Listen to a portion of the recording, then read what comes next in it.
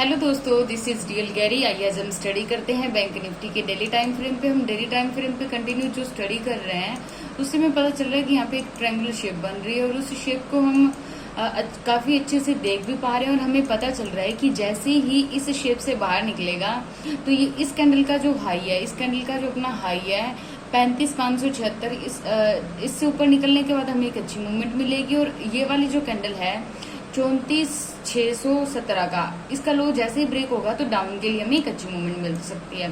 फिलहाल जो है वो इसी कंसोलिडेशन जोन के अंदर अंदर घूम रहा है और आज की हमारी जो कैंडल है काफी अच्छी बुलिश कैंडल हमें देखने को मिल रही है।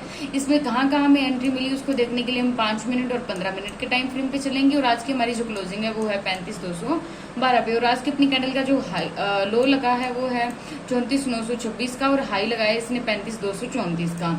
अपने हाई के पास में ही आज इसने क्लोजिंग दी है। अब दोस्तों कुछ एक चीजें हमें अलग और डिफरेंट तरीके से जो स्टडी करने की चीजें होती हैं हम वो देखेंगे। अगर हमें चार्ट में कुछ भी समझ ना आए तो चार्ट को ओपन कीजिए और उसमें जो जो शेप्स बन रही है वहां पे रेक्टेंगल शेप, हॉरिजॉन्टल शेप, इस तरीके से बनाते रहिए, कुछ ना कुछ निकल के जरूर आता है। अब जैसे हम यहाँ पे एक ट्रायंगल शेप बना रहे हैं तो हमें पता चलता है कि इसने यहाँ ब्रेक किया इस कैंडल पे।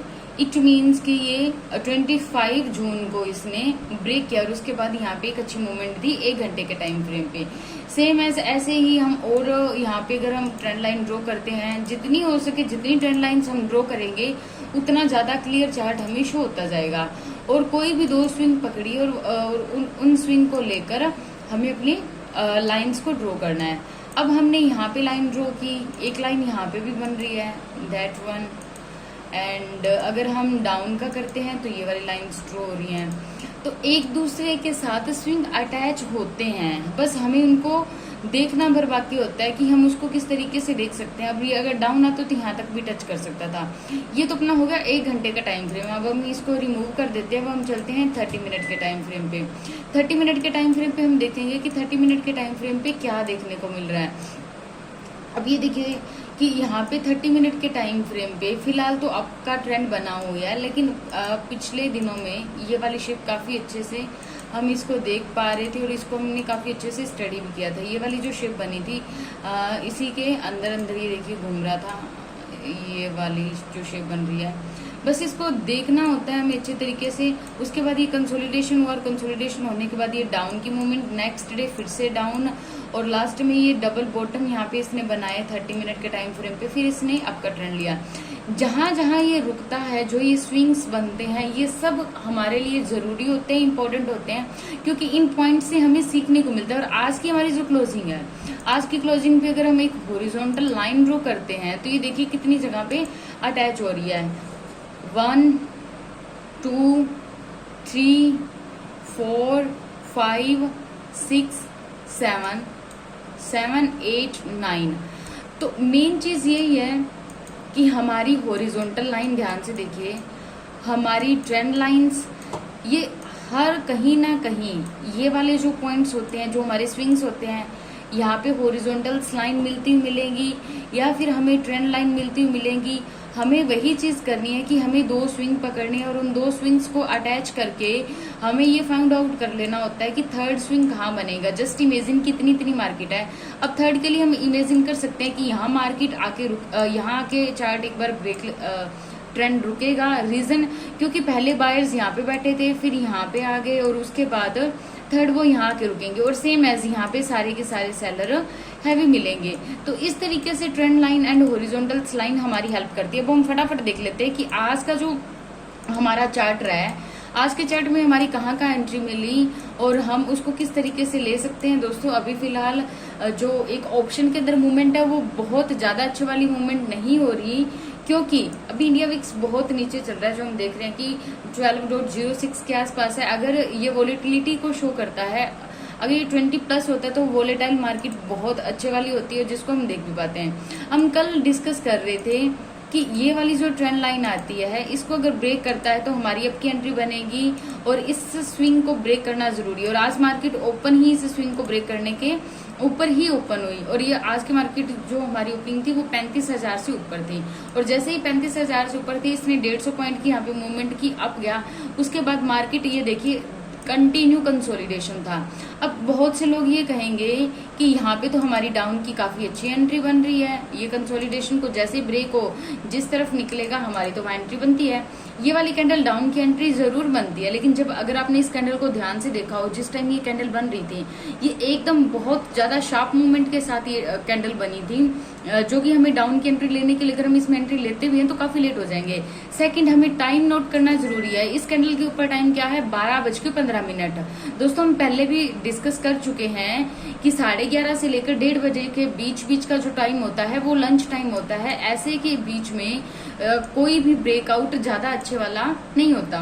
उसके बाद मार्केट फिर से कंसोलिडेट हुई और इस कैंडल ने यहाँ पे ब्रेक दिया 15 मिनट के टाइम फ्रेम पे, और 15 मिनट के टाइम फ्रेम पे इसी कैंडल पे हमारी एंट्री बन जाती है। उसके बाद ये इसने एक सिग्नल कैंडल के रूप में काम किया और उसके बाद नेक्स्ट इस कैंडल का जो अपना हाई था वो लगाया इसने 35,200 का। हमारा जो फर्स्ट टारगेट आ रहा था वो यही आ रहा था 35,200 का। ये देखिए यहाँ तक का, अगर हम यहाँ पे एक हॉरिजॉन्टल लाइन ड्रॉ करते हैं तो हम इसको काफी अच्छे से देख पाएंगे। दोस्तों जो प्रीवियस वाले स्विंग होते हैं हमें वही उठाने हैं, उनके अकॉर्डिंग ही हमें टारगेट रखना है। अगर हम यहाँ रुके रहते हैं तो नेक्स्ट एक कैंडल रेड बनी और उसके बाद नेक्स्ट फिर इसने जो अपना हाई लगाया हुआ है 35,233 का। तो इस तरीके से हमें अब की एक अच्छी मूवमेंट मिली है। अब हम इसको और छोटे में देखते हैं 5 मिनट के टाइम फ्रेम पे।